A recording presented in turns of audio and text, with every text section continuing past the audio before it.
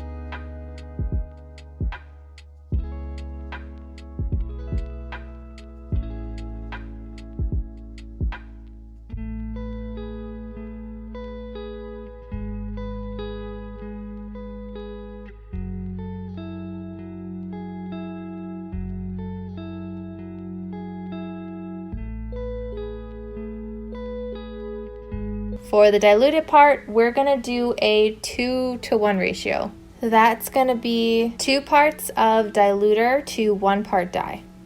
If you're not sure what diluter is, my simple, easy answer that I like to give is that it just lightens the color of the dye.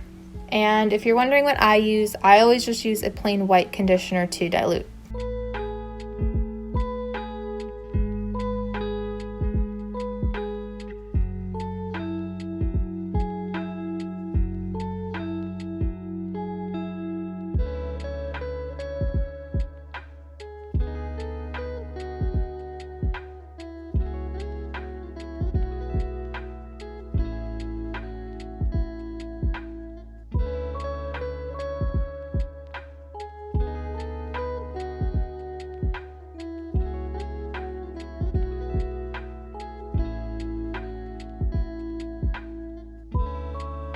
I'm gonna let these sit for about 3 hours. I will then rinse them out, and when they're dry, I'll meet you back here and we'll do some comparisons. So I'm not gonna lie, I was actually expecting this to be a lot more like the diluted section turned out. So essentially it's a little bit darker and warmer than I was expecting, but that's not a bad thing because if you have like medium light brown hair, this dye would probably take a little bit better than it would if it were this color. And if you have lighter hair, you can always buy this color and dilute it and get more for your money. So it works out. So the number 1 I'm actually really excited about because on the top part here, it did kind of neutralize out and it actually looks like a natural red. It's very pretty and I'm really excited to see what that looks like in our before and after clips. As usual, the number 2 turned out a little bit more cool toned than the blonde swatches. Cool tones don't usually reflect light as well as warm tones, so the gray underneath is making this appear a little bit darker. And even on the bottom half, it kind of like mutes the color down a little bit, makes it a little less intense and bright. On the number 3 swatch, on the top half, you do see a little more punch of color, like it turned up the warmth in the hair a little bit, but it still looks kind of natural looking.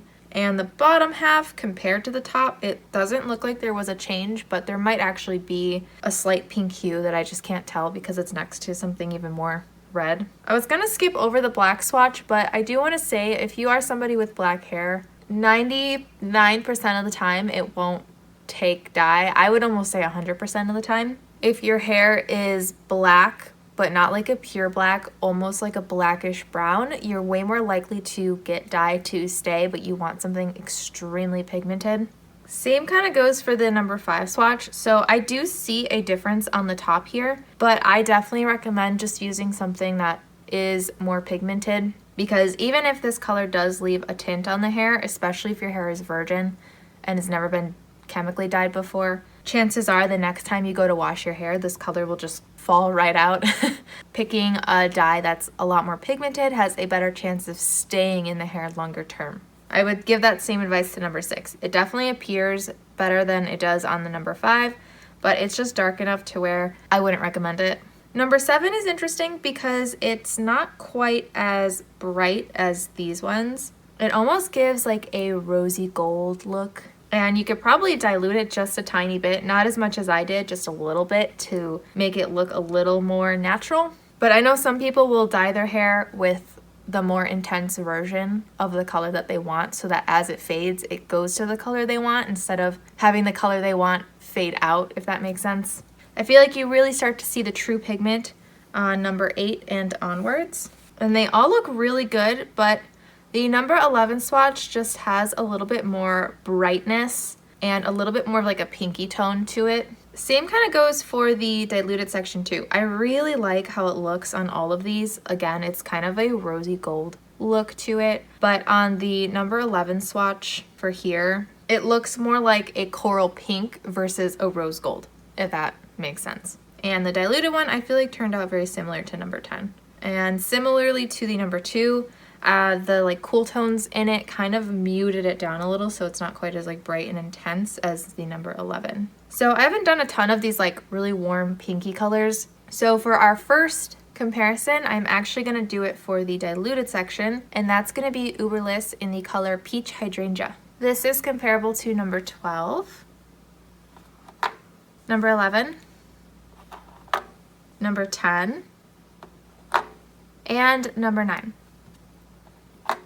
So this is not an exact match, but considering one is a coral and one is a peach, that, you know, makes sense, but they are pretty similar. I would actually say if you are someone looking to do a rose gold look on your hair, I think the coral is a little bit more pigmented and might stick to the hair better if your hair is like a darker blonde. To me, the peach looks like it definitely is meant to be on the blonde for sure. But even for me, comparing the coral to the peach helps me to see a little bit more of those pinky tones in the hair. Sometimes under this direct lighting, it kind of pulls out orangey tones. So now that it's compared to something more orange, I can see the pink pulling through. But they are pretty similar to each other. Basically, Uberliss Peach is a little bit more warm, peachy, and the coral diluted is a little bit more pinky. But it's definitely not very cool toned at all. It's just like there's a drop more pink in the coral diluted. And the other comparison I wanted to do today is Manic Panic in the color Pretty Flamingo. This is comparable to number 12, number 11, number 10, and number 9. Oh my goodness, I did not realize just how bright the Pretty Flamingo is. Oh my gosh. I think, again, this light especially brings out certain tones in the hair, but now we can see coral is obviously a slightly more pink and not as bright. It's a nice saturated bright color, but it's not like a highlighter. Pretty Flamingo doesn't always look this bright. It's just, I think the direct lighting makes it look super, super bright. But that just tells you that the coral under the same light is naturally just a little bit more soft. And again, if you're going for that rose gold look, I think the coral would again be a better option because the Pretty Flamingo is still quite bright and neon. It's not gonna give you like a natural rose gold. I mean, kind of on the diluted section, but to me this looks a little bit more rose gold. So as for dyes that I've done, it seems like the coral pink is a little bit more unique. I haven't seen anything that I can tell that is a perfect match. So from here, we're gonna get into the before and after clips. Those, as well as anything at the end of the video, will all be done in natural lighting.